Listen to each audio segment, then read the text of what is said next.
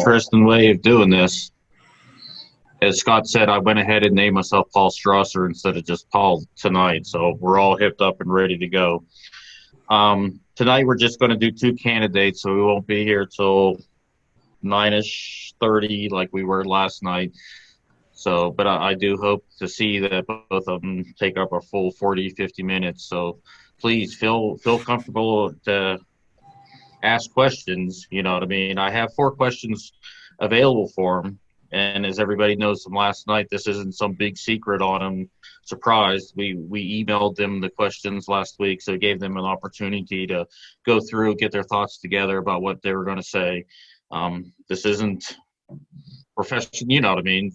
Maybe Lori is. Professional politicians, yeah, shake her head no. But, you know, we're not professional politicians where we have been training for 40 years to get up and talk. You know what I mean? It's extremely hard to get up and talk for 40 minutes on stuff that you have someone just threw at you. So 40 minutes to talk on stuff that you know what's coming at you is really good effort for all of us. So tonight's first visitor is Dave Williams. He has a webpage, dayforassembly.com. Please visit his webpage. And Dave, if you could, for a few minutes, go ahead and introduce yourself and tell us about yourself. Thank you, Paul. I also have a Facebook page, Elect Dave Williams, so you can catch me there also. Grew up in Reno, graduated from Reno High School in 1972.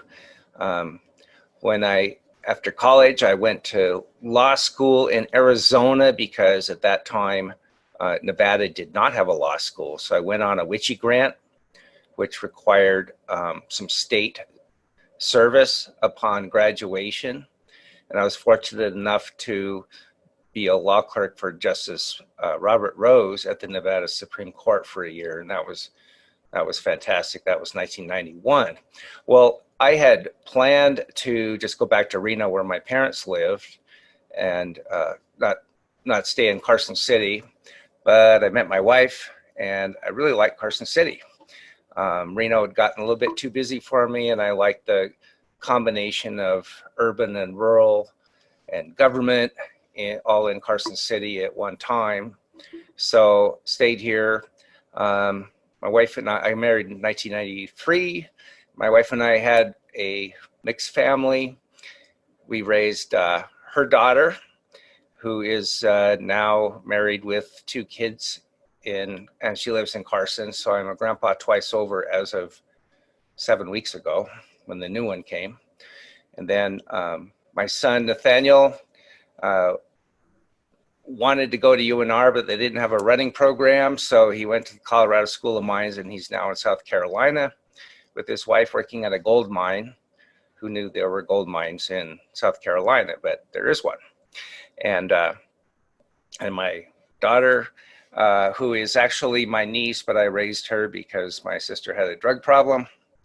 And she is living here in Carson City and driving for Jimmy John's and working at the public library and living life. So I've practiced law for 28 years. Robin, my wife, came in as having been a special ed teacher and didn't know much about law. And I would hand her something to read, and she'd say, I don't know what to read. And I say, well, check the grammar. And then after a year or so, she'd say, that's too sarcastic. The judge won't like that. You need to rewrite that. So she took over pretty quickly as helping keep me from being too sarcastic or anything on my writing. And I have gone to most of the justice courts around this area and district courts. Argued at the Nevada Supreme Court on appeal and in San Francisco at the Ninth Circuit. I've taken on cases that other lawyers rejected and won them. It's kind of interesting because a lot of the people who do civil rights work out there are Democrats, in fact, and so they're surprised, oh, you're a Republican. Well, Republicans are the ones who stand up for the Constitution. I don't understand why they're Democrats. Myself, I think you need to fight for civil rights as a Republican. And if that means going against someone in the government who's done something wrong, I'll do it because our public officials need to be accountable.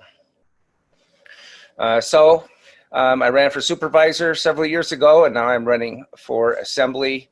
I had, in fact, represented Al Kramer in the last election, and we kind of talked every now and again, and he did suggest I do this. So here I am, and I would really like to be involved in the process in the legislature and see how laws are made and be part of the process, because I've dealt with Nevada laws for 28 years, and I'd like to be part of actually writing the laws and modifying them and so on. So that's a big attraction for me to do the legislature. In fact, if I were elected to the assembly, I would be the only practicing attorney in the assembly, and that would give me the chance to fight for your constitutional rights. Lisa Krasner up in Reno is very bright, and she does have a Juris Doctor, but she chose not to practice law. So I'd be the only practicing attorney, and I would hope to get on the Judiciary Committee. Okay. Before we get into questions, just kind of explain to everybody, these are the same questions, 4 questions that PK answered last night.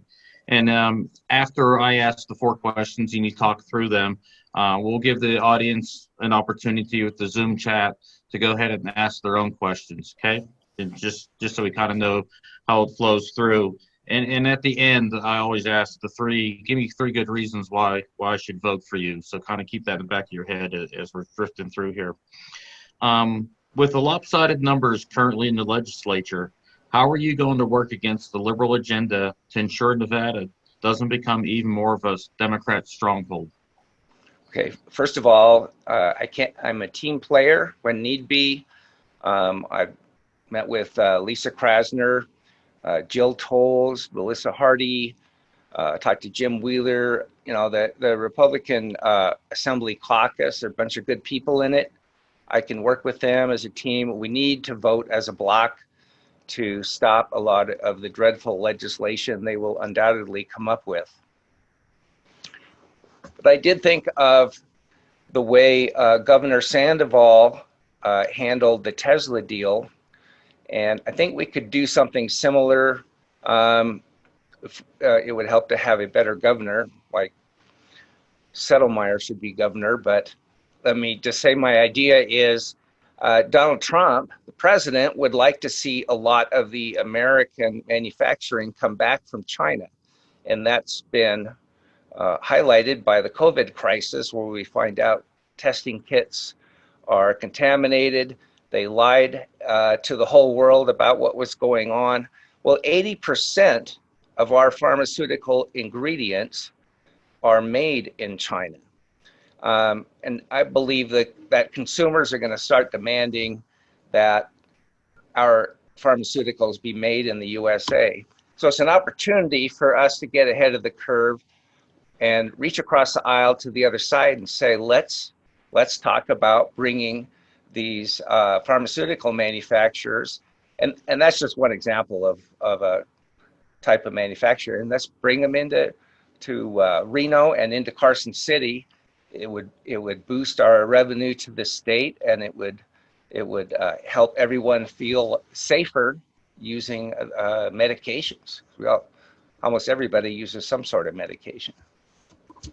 So that's my 2-point thing, is that I would join as a team with the bloc of the Republican Assembly Caucus, and also talk to the Senate Republicans, but also that we could try to reach across the aisle with something similar to what Governor Sandoval did with the Tesla project. Next question. There's a movement petition-ish out there to change Nevada's closed primary system to a California-style open primary. What is your position on that? Okay, well, closed primary is you vote by party. You're Republican, you're Democrat, you're Independent, you're Green Party, whatever you are. And open is everybody can vote for everybody. There's hybrids. There's what they call the jungle one, where you could, with the jungle one, you could end up with 2 Republicans running against each other in the general if they got more votes than everybody else. And that sounds like the worst possible outcome, because then the party can't get behind one candidate. I don't like that. So I really like the closed system, but that also opens up the whole idea of voting. And what you see around the country are the Democrats just trying everything to undermine the integrity of the voting system. They want to do ballot harvesting, which is someone goes and collects a bunch of ballots and brings them over to the ballot box. You can imagine what could happen between picking up a vote from someone and handing it into the registrar's office. A lot of things can go wrong that way. We should probably mandate that the voter rolls be cleaned every 2 years or whatever, seems appropriate to get rid of the dead people and the people who've moved out of the area. Generally we need voter ID. It's really amazing for the Democrats to say that it's racist to ask for an ID to vote. You need an ID for welfare. You need an ID to drive a car, do just about, go hunt, get a hunting license, just about anything. But then all of a sudden it's racist. I don't think it's racist to ask for an ID. And I like that we're having the real ID, which means you've proven that you're a U.S. citizen also, because the push is on from California to have illegals vote. And that's just outrageous that someone who's broken our laws, you're saying, well, we want them to vote and drive cars and so on. And I don't go for that. So besides wanting a nice, clean, closed primary system, I want the whole voting system cleaned up and tightened to minimize vote fraud.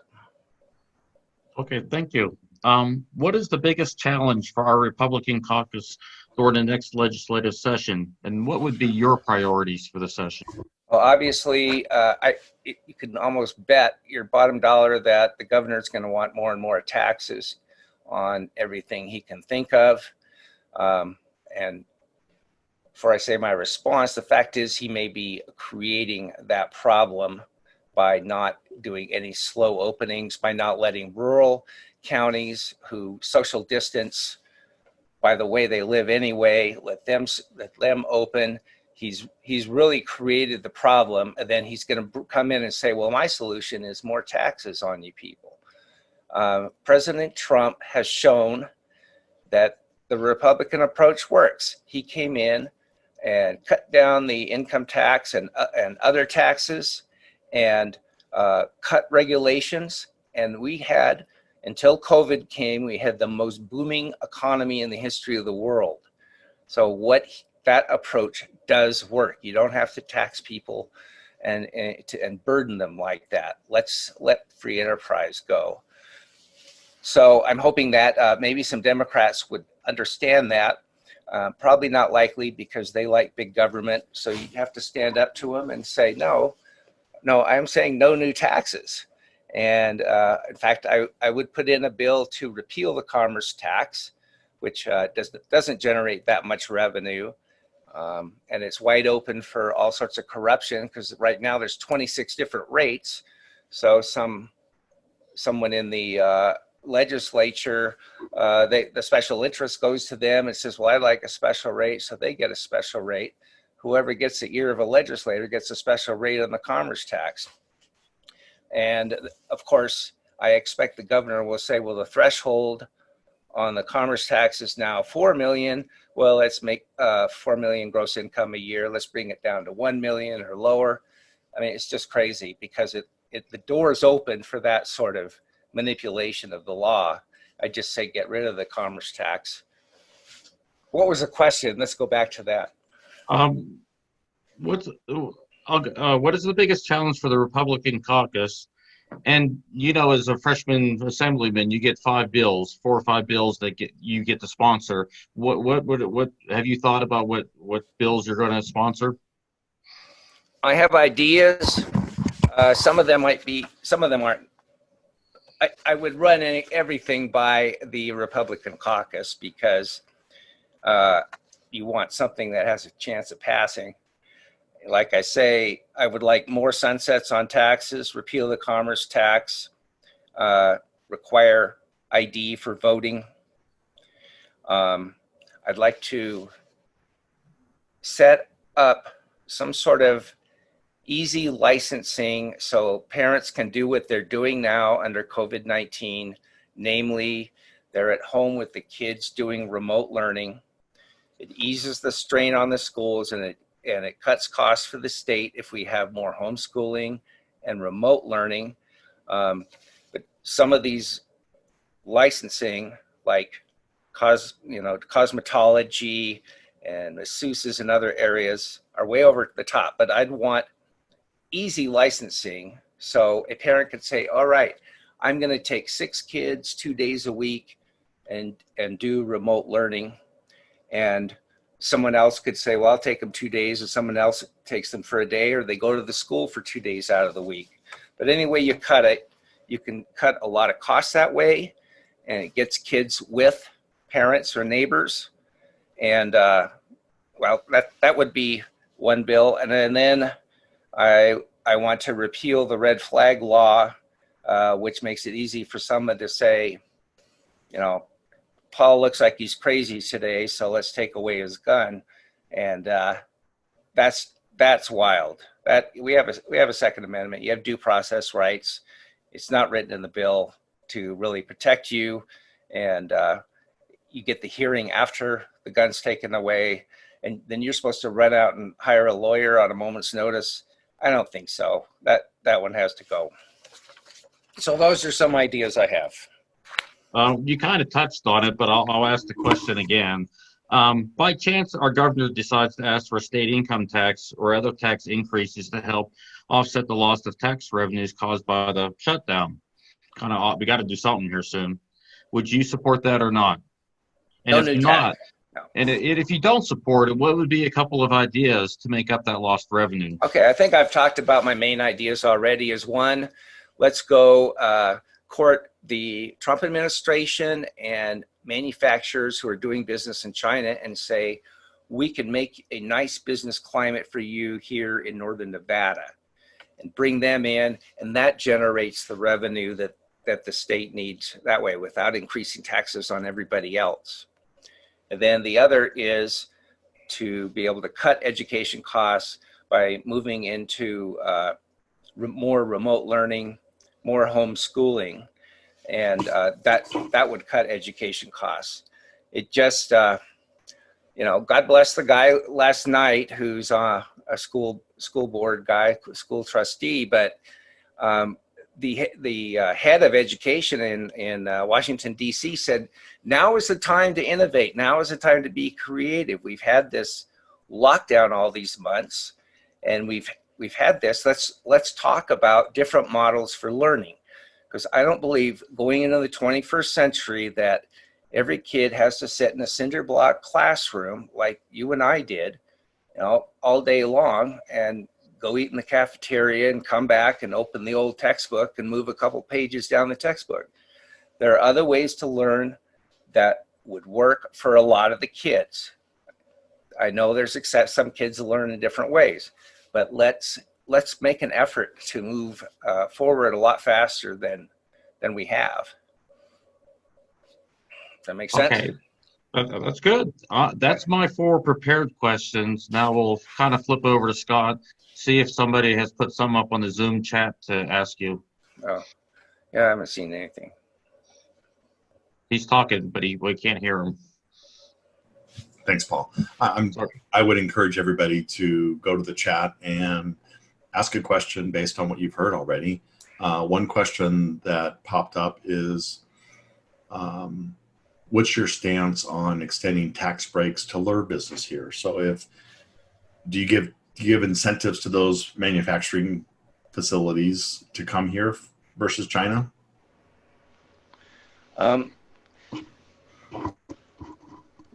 It's actually, I'm in alignment with my opponent on that. Is ideally, no, we don't want, I'd rather not in a perfect world, but you're competing with at least 49 other states, if not other countries.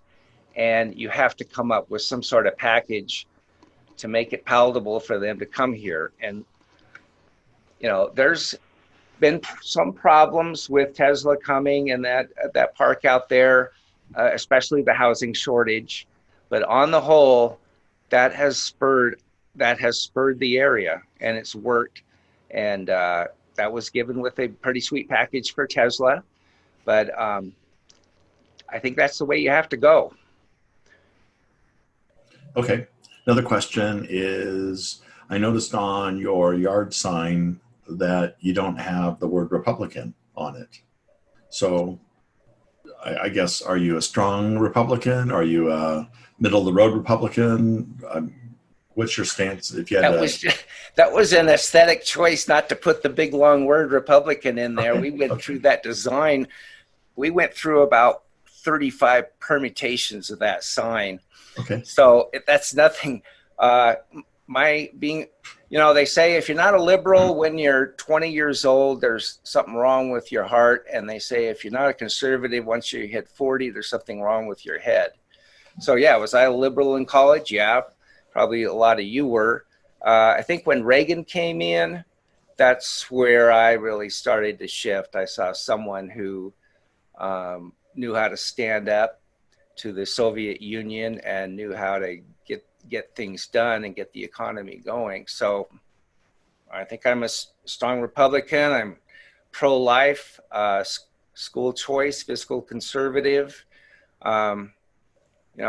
family values. I'm for, more focus on the family than on the government, keep government limited, all those things. That's what our founders envisioned, was a limited government, basic duties, take care of.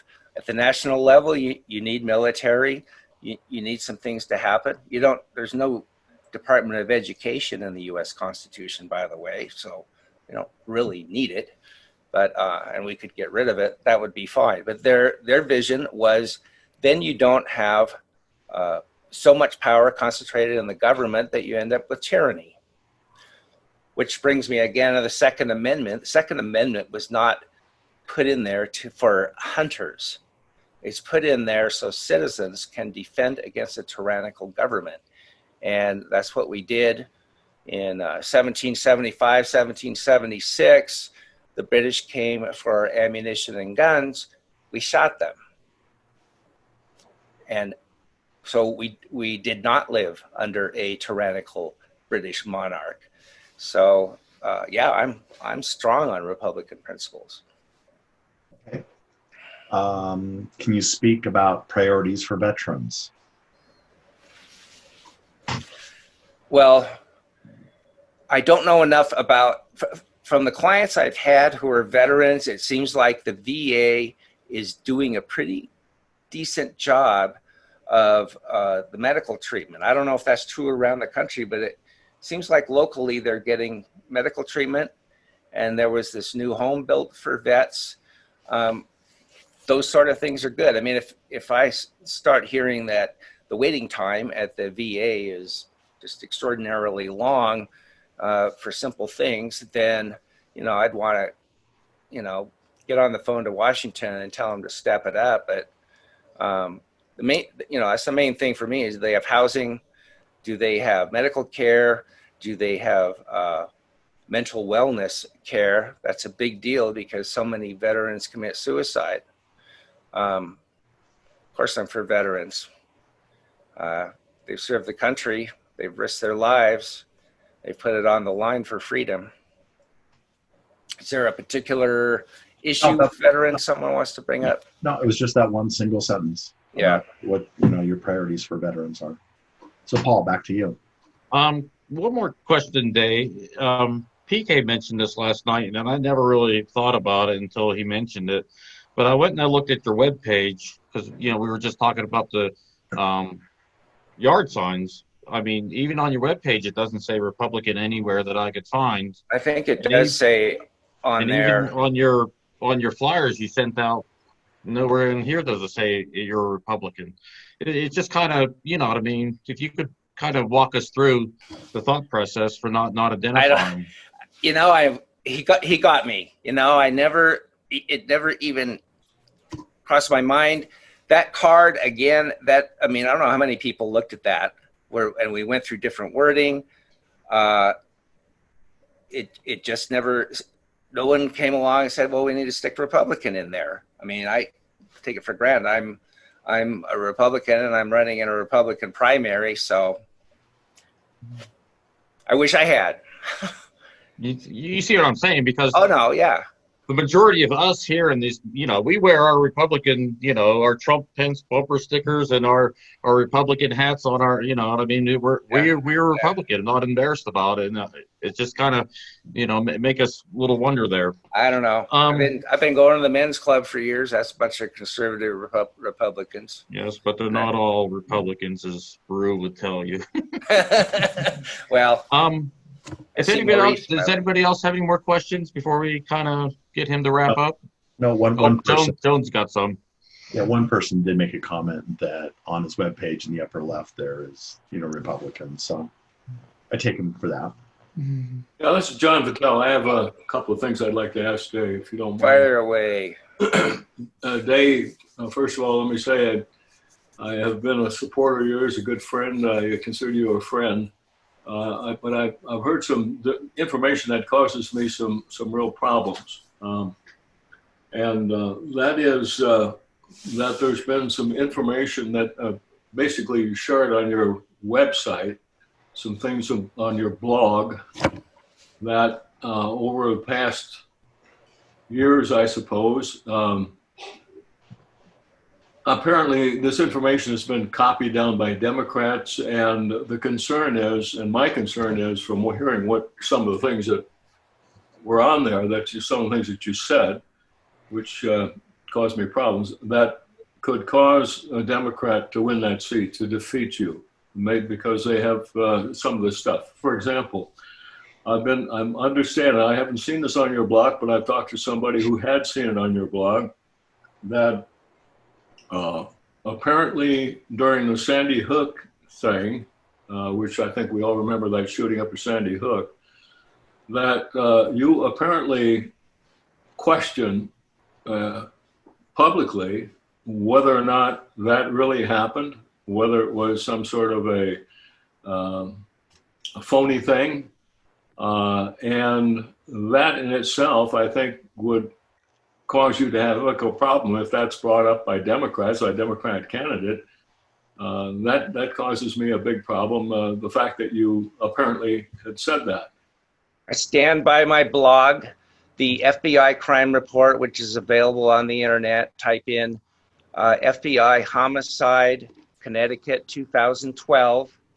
For Newtown, Connecticut, the number of homicides on the official FBI crime report is 0, and it has been 0 ever since 2012. So that's just one example of why I question it. I think we have a duty as a citizen to question a lot of government statements. And let's take a look here at what the Democrats have done to Donald Trump. They spied on him. They accused him of Russia collusion. They have done everything possible to undermine him. When he appointed Kavanaugh, they bring in some woman who, with no evidence, never talking to anybody about it, 35 years later claims that she was raped by him. Do you think people who are that mean and vicious, someone who will let people die in Benghazi, stand by and do nothing, and then later say, what difference does it make? Do you think people that mean and cold-hearted would not pull a scam to try to take your guns away? You're naive if you really think they're not that bad, because they are.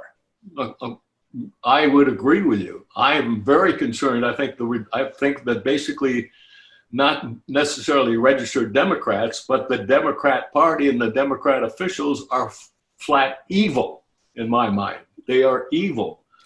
However, the concern is when this sort of thing is raised, it's going to be very difficult to counter that in an election, and that causes me concern. One other thing that causes me concern, Dave, is what I've been told. I haven't seen this on your blog, but I've been told that you have come out publicly and said that the CIA is responsible for killing JFK. Again, is that true? No, but who did they kill him? Maybe they did. Who the hell knows? But the reality is, in this situation, that is something that's going to be damn difficult to counter in an election if a Democrat. I'm going to fight for my right for free speech. I stand by what I say. I've probably read 75 books on the JFK assassination. I've gone to a convention. And if someone wants to debate it, if they just want to say that's cuckoo and try to besmirch me, I will defend it because there's a lot of evidence out there that what I'm saying is true. And I don't think people should be deterred from running for office because they doubt some of these official government stories. We do not have, until Trump came in, we did not have a good, clean, honest, plain spoken government going on. So you're saying, well, this might go against you, so I won't vote for you. How about you give me an hour and I'll sit down with you. I'll go over the JFK assassination or Sandy, well, I think and I'll convince you that Okay. I'm right. I'm gonna interrupt here. So I get it. I get the conversation. If we have time at the end, I just want to work a couple other people into it. So I think Joan, you wanted to ask a question. Yes, am I vocal? Yeah. Yes, you're good, John. Day, you're in favor of homeschooling. What would you suggest our school districts do to improve our public schooling?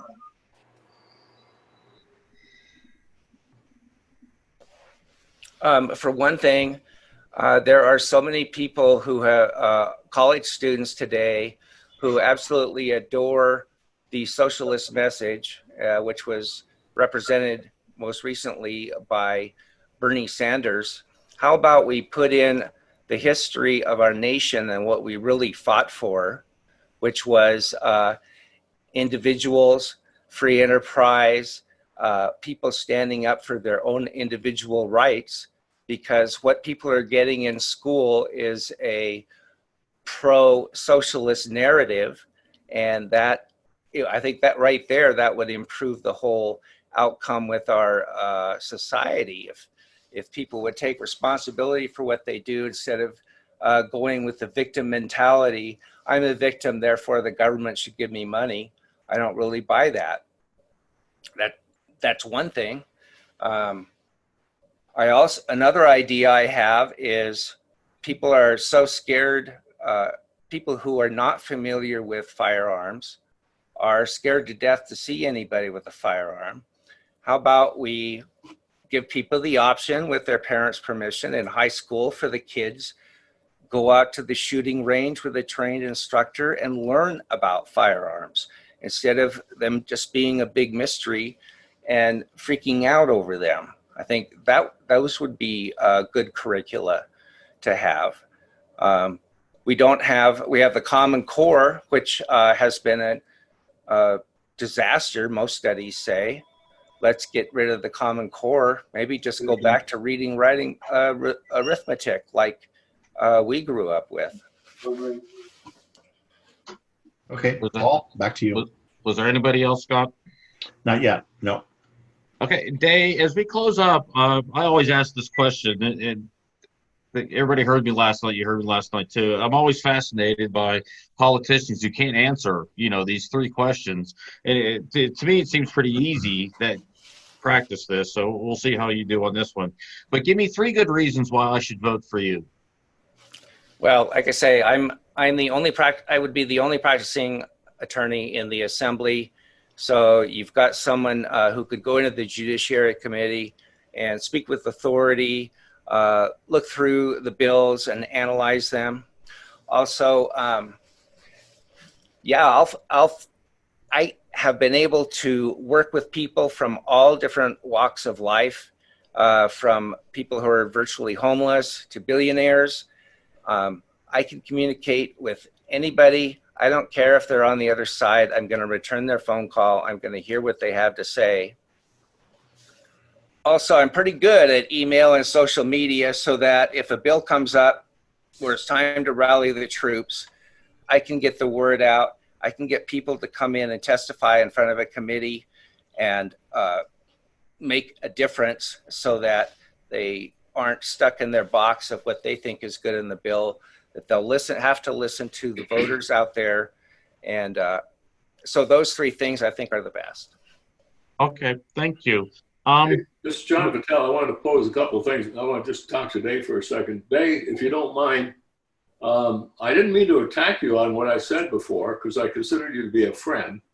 And what I'm trying to point out here is there is a concern that I have that you're going to have great difficulty addressing those controversies, with those positions. Well, I happen to agree with you on a lot of stuff that most people wouldn't, but a lot of this stuff is very controversial, and people tend to be more middle of the road. You're going to have to be prepared in your candidacy to defend those positions and anything else that you may have said that would be similarly controversial. And that's my point, and that's my concern. I appreciate that, John, very much. As we kind of wrap up, we'll finish up our formal interview, kind of what we did last night.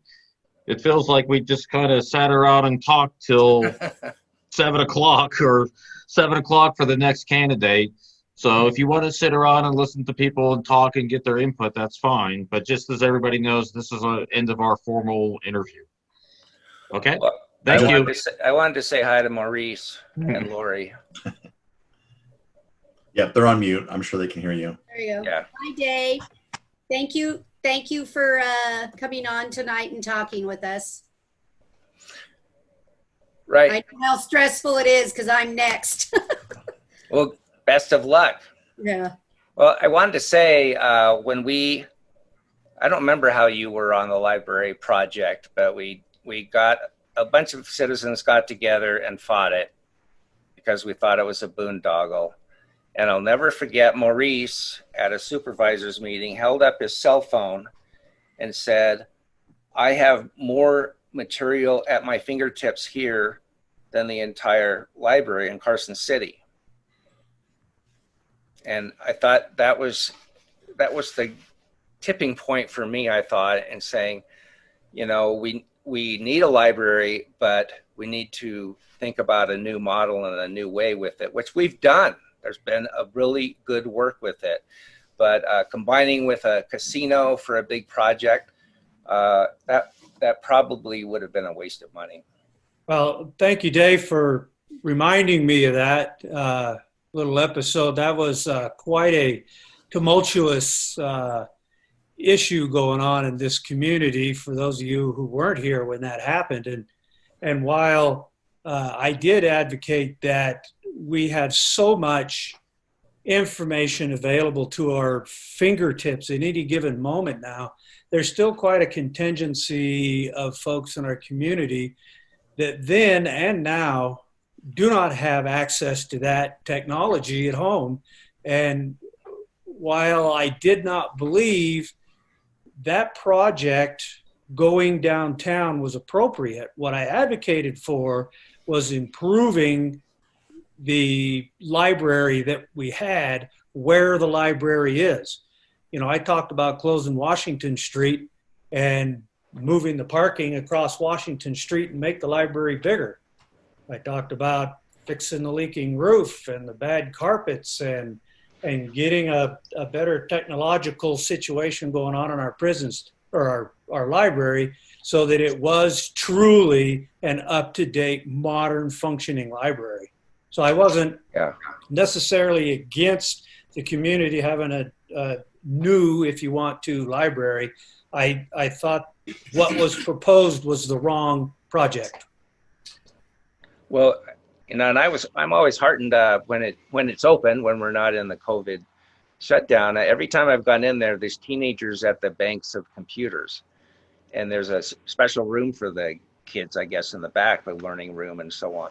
I mean, I think it's been pretty good, great for kids. And while I knew there was issues that needed to be addressed, I really didn't know to the extent of what that library was really being used until that particular time, because I had custody of my grandchildren, and I used to stick them over in the library when I'd go to all these hours-long city meetings, and I could not believe how many people were in there using that library. And in the wintertime now, a group of us with the Nevada State Prison Preservation Society meet in their rooms upstairs.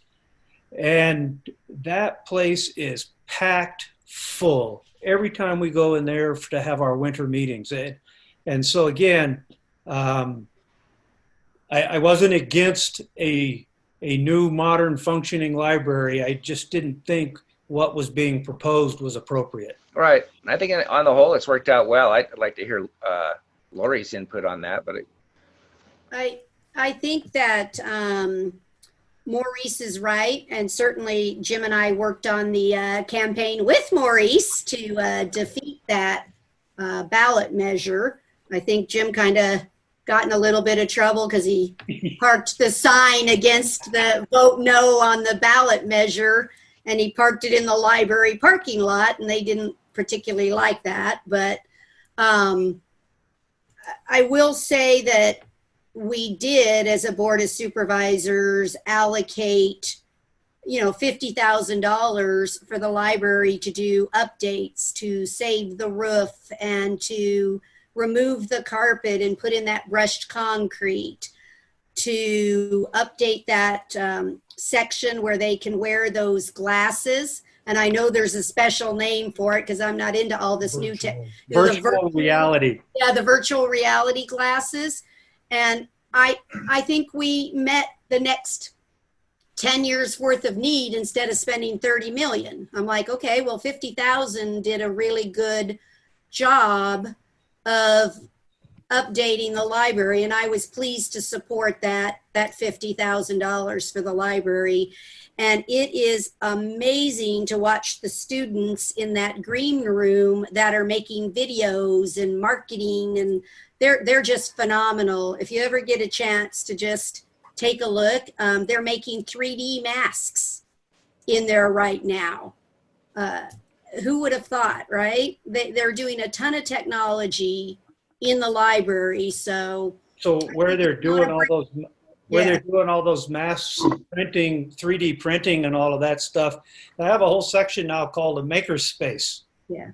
And it is incredible the technology that is available to the average ordinary person that can put together just not quite as simple as just scratching something out on paper, but a very simple process of creating a digital pattern and feed it into that machine and kick out a part. It's amazing what's going on in there. And frankly, I know it's not my turn tonight, but I think we need to do even more at the library. This is Ed Levy. Sorry for cutting in, but I got to endorse that. I think as Republicans, one of the things that we advocate is letting the market speak. Mm-hmm. It just so happens that the Carson City has one of the highest percentage of its citizens holding library cards of any city in the whole United States. Wow. That speaks very well for the value of it. That says the market is saying that whatever we've done with that library has been money well spent. Well, and back to letting the market work idea, one of the ideas in that proposal, I think it was 150 or 180 seat auditorium meeting convention space. And I was like, you're going to build this brand new city operated convention center right next to an entrepreneur that's trying to attract conventions? Have you lost your minds? Well, why are you going to cut out the Carson Nugget who's trying to make a living doing that? I just thought that was really over the top. And what was really crazy was Steve Neighbors was going for it. I don't know how he thought that was going to help his business, but he knows something I don't know. He's a millionaire. So I've gotten a number of books from the library and I enjoy reading them, but most of the books that I want to read seem to come from other parts of Nevada. Other libraries are shipped over. The thought comes to me that we could probably save a fair amount of money by having a major repository for a lot of books that are not called upon that often at some central location in Nevada and ship them back and forth. I suspect that might be a good way to handle some of the stuff that is, not read all the time or not read that often. But it's a good system. I enjoy going over to the library and I enjoy picking up the books and reading them. Mr. Williams, another question came in that I want to pass on to you since you're still here. As I look at the forum, we're all pretty experienced. How would you reach out to the younger voters to encourage them to vote Republican? That's a great one. Yeah. I'll go to the public library. Well, it would be very nice to be allowed to speak in all the schools. And if that option came around, I'd certainly do it. I mean, and also social media. It's one reason I got on Facebook is it's used more than looking at someone's website. A lot of kids use social media. So that is what I've already done to try to reach out to them. That's the best I can say. I wanted to say when we talked about the primary, whether it's closed or open and so on, there is a significant nonpartisan group of voters in this area, and it's growing. And we all need to put our heads together and figure out how to reach out to the younger crowd as well as the nonpartisans. What is it that's stopping them from wanting to choose a party? I suspect right now a lot of the problem is the media is so hostile to the Trump administration. If you go on the mainstream media, you're going to feel that Trump is some orange-haired idiot, unfortunately. But we have to get around that rhetoric and the propaganda of the media and tell people what we really stand for. And someone else said, how could you, I thought you were a nice guy. How could you be so cheap to be a Republican? And it's just hilarious because it's the Democrats who say, John and Maurice and Lori, I want to take your money for my program out of your pocket. And the Republicans say, no, you keep your money and you spend it how you see fit. So I don't think we're cheap at all. I think, but it's been twisted around and we have to get around that rhetoric. You're absolutely right. We should be able to spend our own money the way we want. We earn it. Yeah. So does that make you cheap? I think it means you have more money for your kids and grandkids if the government isn't taking it out of your pocket for some identity studies program in the college. Well, that statement itself, that's an ignorant statement. And that's one of the problems that we have politically today. We have a lot of very ignorant people. They have no idea what this country is all about. They have no idea how we were founded. No, they don't. And it starts in education. Yes, kids have been trained from kindergarten up. Hey, that's why I wondered about changing. If I were king, there would be absolutely no public funding for universities. It would all be pay as you go. But that's me. Something could just cut out. Do they still say the Pledge of Allegiance in schools? I hope. I don't really know. We probably ought to go find out. Only the fascist schools do that. Yeah. Oh, the fascists. Yeah, we're the fascists. It's funny how then you look around the country at how different governors are acting. Who are the ones who are sending out police to arrest people minding their own business on a beach? It's the Democrat governors, and some of them are just intoxicated by their power. And then you have Republican governors being very, very gentle about it and respecting the fact that people can think for themselves. How about that gal in Michigan? Isn't she a piece of work? She is wacko. Absolutely. And people have really shown their true colors with this, though. Well, I don't want to put anything on the public record that I'll live to regret, like doing blogs on the CIA and Sandy Hook, but so we'll let it be. But I sure hope this virus scare subsides soon. We get a cure. We get to all go back and see each other in person, because that social contact really is meaningful. Well, as far as government getting involved in things they shouldn't be involved in, up until Trump was elected, was pretty controversial. But the Trump election and the results of what have actually happened, how he's been treated by the mainstream media and by the Democrats, and the absolute lies that they tell in Congress and in interviews on the news and everything, it's just filled with lies.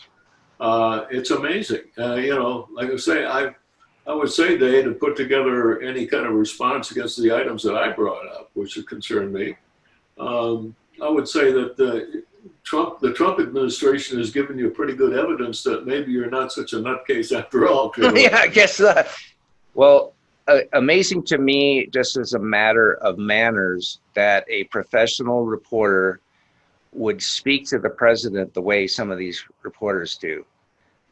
They're just plain rude. That's the president of the United States.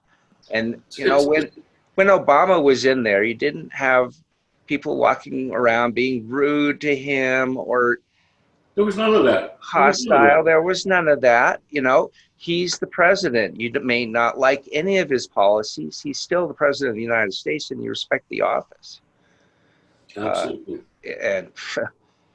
But you have people like Adam Schiff in Congress, who runs a kangaroo court, so they can just no due process. And you have, to my chagrin, there's these prominent constitutional lawyers and professors who support the whole thing. That's pathetic.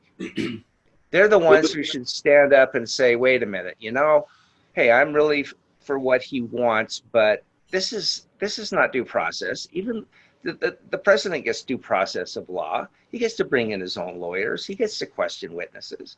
Well, look what the FBI has done with General Flynn, and what's and the stuff that's coming out now. That's a complete disgrace. Powell's bringing out all kinds of stuff that the government has covered up, and it's coming up. It's boiling up to the surface. Thank God. Yeah, they framed Flynn, and the whole thing has come up. The judge was so corrupt. Was it on Flynn that there was a lawyer lady on the panel for the jury who had written all sorts of nasty things about Trump and so on, and it came out and lied about it to get on the jury, and the judge wouldn't set aside the verdict. I'm not sure, but I think that was Roger Stone. That's Roger Stone. Well, why do you've got an elderly man, probably about your age or my age, and living with his elderly wife, and you bring in practically half the police force and a network early in the morning to arrest him? No, that's police state harassment. Hey, Scott, are you